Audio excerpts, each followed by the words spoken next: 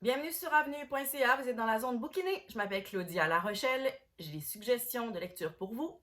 J'ai le nez congestionné, permettez-moi de vous de m'excuser parce que j'ai attrapé le rhume de l'école de mes enfants. Pas le rhume de mes enfants, le rhume de l'école de mes enfants. Parce que les autres, le rhume, ça passe de même, mais ils le transmettent pareil. Ah voilà, j'ai des suggestions de titres pour vous. La comtesse Bathory, Bathory, la comtesse maudite, paru chez Steinkiss par Anne Perrine Couette. C'est un roman graphique sur, si vous m'écoutez ou vous lisez mes chroniques ici et là sur les réseaux sociaux, vous commencez peut-être à comprendre à quel point les femmes de l'histoire me fascinent, et surtout les femmes qui passaient pour des sulfureuses ou des transgressives. Ben voilà une qui a subi un procès hallucinant au 17e siècle en Hongrie. On a voulu on a voulu la faire débarquer du pouvoir, carrément. Son mari était décédé déjà, alors d'ailleurs, on l'a accusé d'avoir tué son mari. On l'accusait de tous les maux, la comtesse Bathory.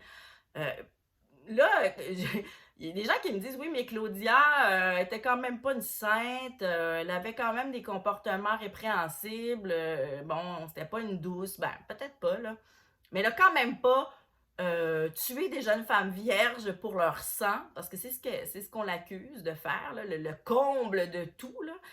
C'était ça, on l'accusait de boire ou de prendre des bains dans du sang de jeunes femmes vierges pour se garantir une jeunesse éternelle. Quelle bonne idée, non mais tu sais. Alors on est allé loin là. Et en lisant ce livre-là, on s'aperçoit que beaucoup d'histoires ont été montées en épingle, qu'il y a beaucoup de choses qui sont tirées des légendes qui ont circulé à son endroit, et qu'elle était beaucoup victime de ce qu'on appelle le gaslighting, de la manipulation de la pensée, de toutes sortes de stratégies pour la faire, pour lui retirer son pouvoir finalement, parce que c'était une femme qui avait beaucoup de pouvoir en Hongrie, et on peut comprendre que le Boys Club en avait comme rôle-pompon, et le patriarcat, elle allait à l'encontre finalement de la société patriarcale de cette époque-là.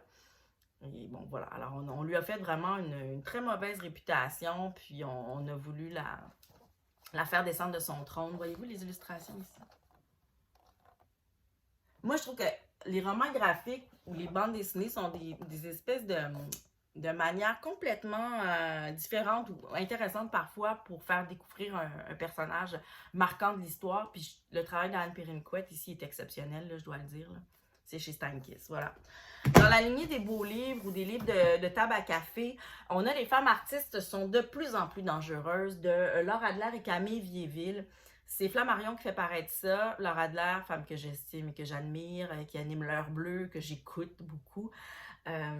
Personnalité française qui s'intéresse beaucoup à la littérature et au travail de femmes intellectuelles, d'artistes. Elle a déjà fait paraître Les femmes artistes sont dangereuses. Puis là, comme elle revient avec un autre titre, Les femmes artistes sont de plus en plus dangereuses, elle recommence à faire, elle met finalement entre les mains de tout le monde avec ce livre-là, le travail de femmes méconnues, des femmes qui sont passées sous silence, des femmes qu'on mérite de redécouvrir. Il y a Vanessa Bell, notamment, j'ai vu un tableau de Vanessa Bell à l'intérieur de ce livre-là. Vous savez, comme si tout le monde la connaissait, Vanessa Bell, c'est parce que c'était la sœur de Virginia Woolf, donc la sœur de l'autre. On la connaissait moins, celle-ci. Mais elle a fait, c'était une artiste incroyablement douée, là, Vanessa Bell. Il y a aussi, écoutez, parce que là, je vois ça, Rebecca Horn, Marlène Dumas, Katharina Gross, Rachel Whitehead, Suzanne Husky, Claire Tabouret. Bon, il y a des jeunes femmes plus jeunes, là. Il y en a qui sont nées en 81, donc c'est pas toutes des femmes qui sont décédées, mais c'est des femmes dont l'œuvre, le travail de ces femmes-là est remarquable et profondément nécessaire aussi. Parfois un peu rentre dedans, transgressif, ben tant mieux. Et elle en fait, les deux filles, là, Camille Viéville, Laure Adler, ils font un travail remarquable dans ce livre-là pour mettre à l'avant-plan ses œuvres. Deux titres qui se recoupent bien. Ok, je vous en parle brièvement parce que je veux pas trop en dire, je veux pas je veux pas raconter trop de choses, mais je veux vous donner quand même suffisamment d'informations pour vous donner le goût d'aller lire ces livres-là. Puis je trouve qu'ils s'accompagnent bien, là. D'abord, La jeune fille des négatifs de Véronique Cyr, c'est paru aux Herbes Rouges. Véronique Cyr, on a le même âge, mais on vient d'à peu près montréalaise, moi aussi. Donc, il y a beaucoup de références, évidemment, qui ont eu un impact direct sur ma propre vie, sur mon propre passé. Elle écrit sur la base, parce qu'il y a plusieurs couches à ce livre-là. La base, c'est son journal d'hospitalisation. Elle a été hospitalisée à Sainte-Justine alors qu'elle était enceinte. Une grossesse excessivement à risque pour elle et pour son enfant. Donc, femme otage, vous comprenez ce que je veux dire, qui porte la vie, mais qui doit rester confinée pour que cette vie-là, pour donner une chance à la vie finalement, le plus possible. Et à travers ça, il y a les souvenirs de cette jeune fille des négatifs, jeune fille qui, un jour, dans une espèce de candeur, naïveté, ou en tout cas d'une certaine vulnérabilité, a mis son corps dans l'objectif d'un photographe et ça a eu des répercussions par la suite.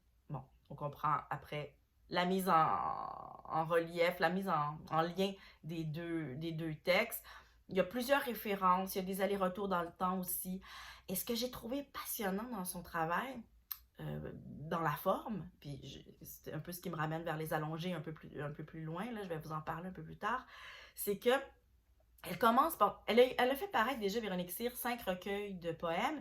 C'est son premier récit. C'est un récit très intime, parce que vous allez comprendre qu'il est directement basé sur sa propre expérience de mère, de femme, son expérience d'enfant, dans l'enfantement aussi. Et elle passe la forme, vous voyez, on est clairement dans quelque chose qui ressemble plus à l'ordre de la poésie. On est avec des vers, et tranquillement on se transforme, ça s'en va vers la prose, puis vers une forme plus épistolaire. Et j'ai trouvé ça intéressant d'assister un peu à son processus de création. C'est comme si plus le temps évoluait dans son hospitalisation, plus la plume se déployait, plus sa conscience aussi se modifiait. Voilà, c'est un livre aussi intéressant pour le contenu que pour sa forme. Voilà, c'est pour le travail de Véronique Cyr, une grande expérience aussi de sincérité et de générosité. Les allongés, Martine Delfaux, Jennifer Bélanger ont travaillé côte à côte. Deux femmes qui travaillent plus souvent à l'horizontale qu'à la verticale, sont vulnérables aussi parce qu'elles ont une santé, que ce soit physique ou psychique, douloureuse. Elles sont dans une posture donc de vulnérabilité et elles écrivent à travers l'histoire, à travers le temps, bon, parce qu'elles convoquent d'autres réflexions, d'autres pensées, des citations aussi qu'on peut découvrir dans ce livre-là sur le fait d'être aux prises avec l'allongement, avec le corps en douleur, avec la position horizontale. Et souvent, c'est lié à la douleur des femmes, au mal du corps, au mépris aussi des autres ou à la méconnaissance des autres.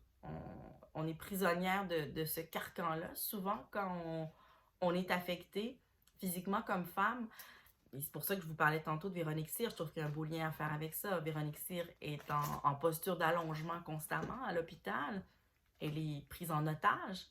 Et ces femmes-là témoignent de prise d'otage aussi, si on veut. Et vous allez comprendre pourquoi. Et ça, c'est fait sous forme de fragments. Des petites brèves comme ça. Voilà. Je vous invite à lire tous ces livres-là. Ça, c'est paru chez Héliotrope. Il faut mettre la main là-dessus. Ça se lit tout seul, le trait, c'est beau aussi. C'est précieux. Merci beaucoup de m'avoir suivi. Je vous souhaite une belle semaine.